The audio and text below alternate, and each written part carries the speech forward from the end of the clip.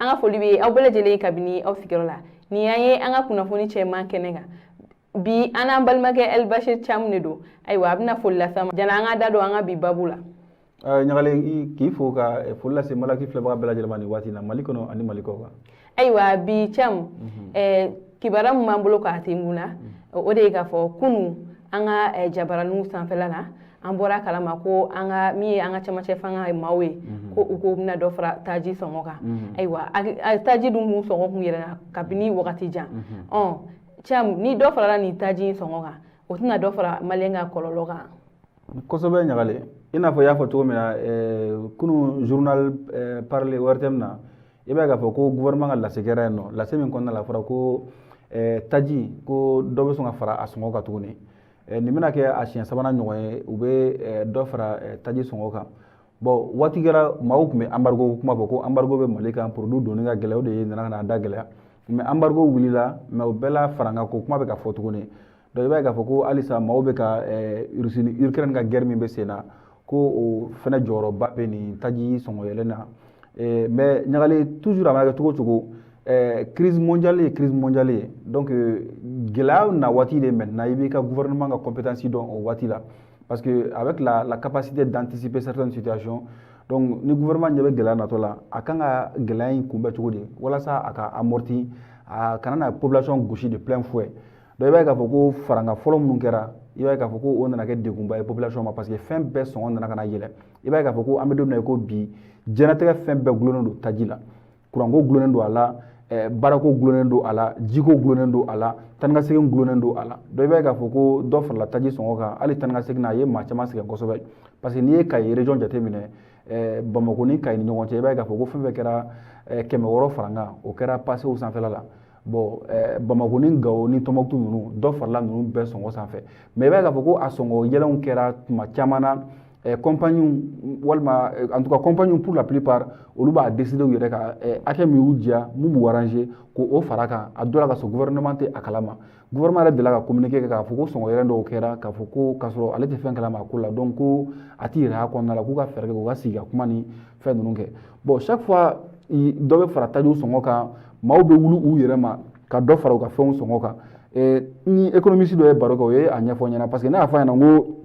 ne ma min faamuya wali mɔgɔ minnu bɛ taa bin tigɛ kungo kɔnɔ ka na ni a ye ka na a feere i b'a ye k'a fɔ olu bɛɛ ye dɔ fara u ta sɔngɔ kan i b'a ye k'a fɔ ko embargo bɛ senna waati min na fɛn minnu bɛ bɔ jamana kɔ kan ka na olu da ka gɛlɛn an bɛ se k'o faamuya mais fɛn minnu fana bɛ an fɛ yan o fɛnɛ da ka gɛlɛya o fɛnɛ faamuyali ka gɛlɛn mais o ka faamuyali la o ko ne ma k'a fɔ ko ni sɔngɔ yɛlɛn kɛra ko ni dɔ farala par exemple essence sɔngɔ kan essence maa minnu bɛ taa minɛnw ta ka na ni a ye olu bɛ dɔ fara u ka transport sɔngɔ kan n'olu ye dɔ fara transport sɔngɔ kan minɛn minnu bɛ ta ka don i b'a ye k'a fɔ ko dɔ bɛ fara o minɛnw sɔngɔ kan donc mɔgɔ min bɛ bin feere n'ale bɛ bin feere mɛnɛ i b'a sɔrɔ n'ale tun bɛ sukaro kilo san 100 dɔrɔmɛ 10 mana fara sukaro sɔngɔ kan f'ale fana k'o fara a ka bin sɔngɔ kan donc mɔgɔ min bɛ fini passe kɛ i b'a ye k'a fɔ k'o bɛ charbon utiliser donc ale fana bɛ sukaro san 100 ni dɔrɔmɛ 10 farala kan f'ale fana k'a fara a ta kan donc i b'a ye k'a fɔ ko ainsi de suite donc dès le moment où dɔ bɛ fara taji sɔngɔ kan dɔrɔn i b'a ye progressivement dɔ bɛ commencer ka fara fɛnw bɛɛ sɔngɔ kan ka taa fɛ fɛn minnu bɛ bɔ jamana kɔfɛ o fɛn minnu bɛ bɔ jamana kɔ kan o dɔ bɛ fara a bɛɛ sɔngɔ kan i m'a hali Malilɛ waati jan na an tun bɛ Malilɛ sachet min san dɔrɔmɛ 20 d'abord 16 ka na n'a ye dɔrɔmɛ 20 na fo ka bɔ 20 na ka na n'a ye 30 la et sisan o nana ka n'i yɛrɛ sɔrɔ 40 kɔnɔna la donc mais nin bɛɛ la ɲagalen i b'a ye k'a fɔ ko jamana ka responsabilité bɛ a la kosɛbɛ parce que c'est aussi à l'état gɛlɛya min bɛ k'i kunda an kan n'aw ma se k'a kunbɛn n'aw ma se k'a amorti mais veillez à ce que aussi n'a gɛlɛya donna fɛnɛ aw ka veiller prix aw ka sɔngɔ fɛnɛ kɔlɔsi et que hali ni dɔ bɛ fara a kan a ka kɛ sɔngɔ raisonnable ye quoi mɔgɔ kana fɔ k'u bɛ kun ni kun ɲini malidenw kun donc je pense que o degun barika ka bon ka gɛlɛya fara gɛlɛya kan d'autant plus que malien ka ca kojugu malien min ye fonctionnaire a tɛ maa miliyɔn kelen bɔ sur la vingtaine de millions que nous comptons a tɛ maa miliyɔn kelen bɔ maa min bɛ baara la donc o b'a yira k'a fɔ ko jamana bɛ maa min sara o ka dɔgɔn ka tɛmɛ maa min ni dugu jɛra olu b'u sen kan walasa ka taa dayirimɛ ɲini donc dayirimɛ dun sɔrɔli gulonnen bɛ ɲɔgɔn na ni n'a ɲɔgɔnna crise nana hali wari sɔrɔli bɛ gɛlɛya kojugu donc il est grand temps que l'État pense aux populations et que la direction nationale du commerce et de concurrence olu ka rôle ka jouer notamment le ministère même du commerce a jɔyɔrɔ ka bon nin ko la kosɛbɛ ka se ka sɔngɔ yɛlɛ ka se k'a contrôler gɛlɛya minnu bɛ ka na fɛnɛ gouvernement ka mesure ta fɛnɛ hali nin gɛlɛya kɔfɛ gɛlɛya wɛrɛw bɛ sira la ka na u ka kɔn k'olu natɔ ye k'olu anticiper n'a bɛ se population ma waati min na o b'a sɔrɔ a sumayara dɔɔni dɔɔni bɔra la mais il faut pas que ani fanga min bɛ na k'a n'o fanga kelen kana bin population kan je pense que ɲagalen o ye fɛn min man ɲi à la longue a tɛna kɛ ɲuman ye jamana ma ala k'an kisi a kɔlɔlɔ ma ɲagalen Edouard tun bɛ fɛ k'a fɔ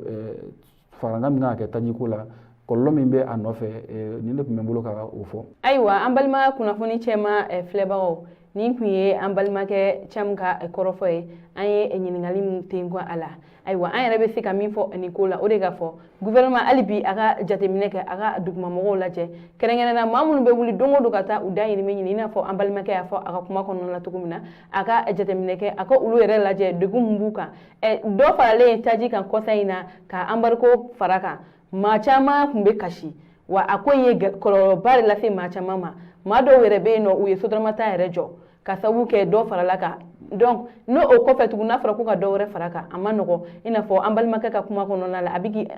insister hali bi jamana kɔnɔdenw ka